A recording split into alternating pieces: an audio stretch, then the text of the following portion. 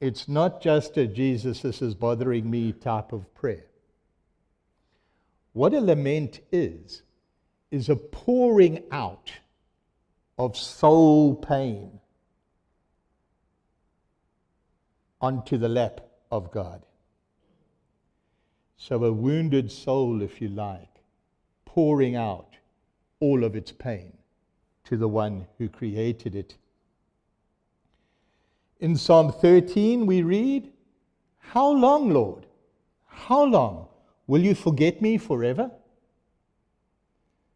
In Jeremiah 9 we read a bit more poetically, "Oh, that my head were a spring of water, and my eyes a fountain of tears. I would weep day and night for the slain of my people."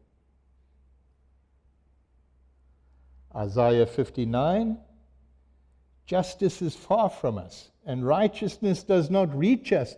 We look for light, but all is darkness, for brightness, but we walk in deep shadow." Can you hear the tone of lament? It really is that deep outpouring. I wonder why we as the modern church have forgotten this depth of lament. Do we even know that we can still pour out our sorrows before God? That we can be angry with God? Bitter with God? Have we forgotten all of that? And then we wonder why our relationship with God is just on the surface? I think that we're actually afraid of the truth. We prefer to keep our prayers light. A word of thanksgiving here, a song of praise there, a concern or two mentioned for the needs around us, and we're done. Well, there's nothing wrong with that. And all prayers are encouraged. We must be talking to God as often as we can, quite honestly. We need to also recognize the place for pouring our hearts out to God. We'll find that expressing that frustration, that bitterness, that anger in some of our conversations with God will open up a deeper relationship with God's self.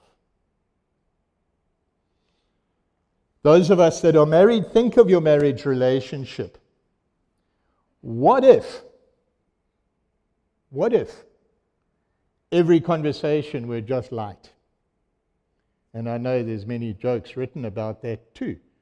But what about every conversation just being light? How are you? How was your day? No, it was fine. I'm good, thanks. And that's it. Eh?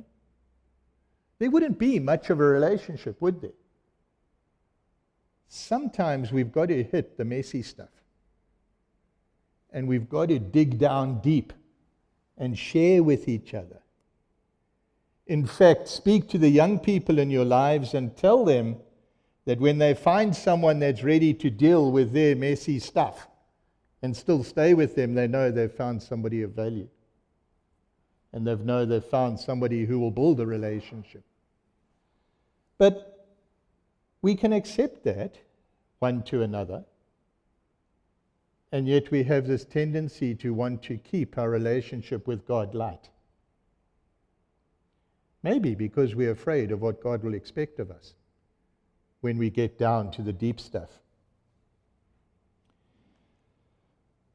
So the real big question posed to God by the lyric 20 years later is still relevant.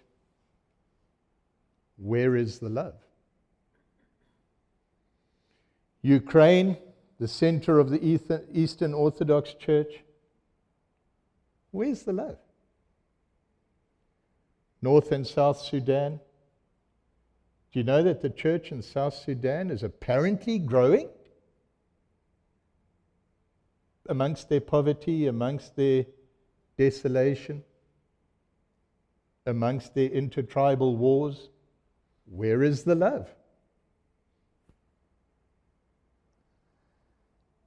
In the deepest part of me, I can hear God answering that question. And God will be saying something along the lines of, here are my beloved children. Those that really know me and connect with me, come and dwell amongst them. And you will see my love. You will feel my love. You will experience it and understand what love is.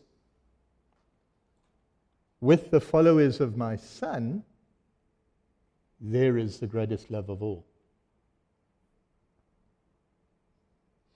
What do we need to do to show the world that love? Well, again, to go back to the lyric, we need to practice what we preach. We need to turn the other cheek.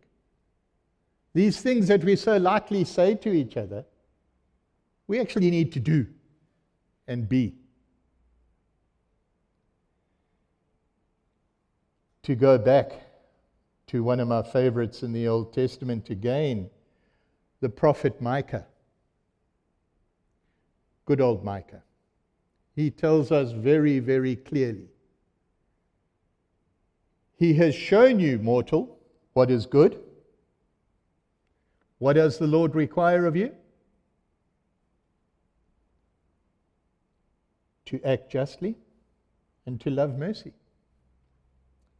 To walk humbly with your God.